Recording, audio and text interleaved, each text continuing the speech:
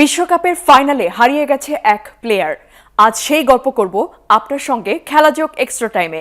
সাদিয়া সুজানা আছে আজ আপনাদের সঙ্গে। গল্পটা শুরু করা যাক। এই মুহূর্তে এমন একজন স্ট্রাইকারের কথা বলবো যাকে দেখে ডিফেন্ডাররা প্রচুর পরিমাণে ভয় পেত। সবকিছু ছিল তার মধ্যে, গতি ছিল, ড্রিবলিং ছিল, ফিনিশিং ছিল এবং ছিল বিখ্যাত সেই হাসি। কিন্তু হঠাৎ করে কোনো এক ফাইনালে সেই হাসিটা হারিয়ে গেল। তারপর কি হলো? 1998 সালে বিশ্বকাপ, ব্রাজিল তখন ফাইনালে। সেই সময়ে একজন প্লেয়ার সবথেকে বড় অস্ত্র ছিল এই টিমের জন্য।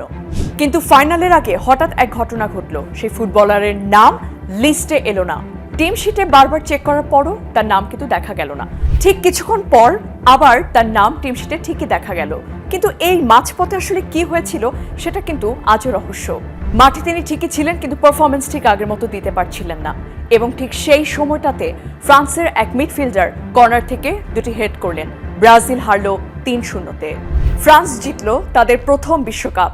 কিন্তু ব্রাজিলের সেই প্লেয়ারের আসলে কি হয়েছিল তা আজও অজানা।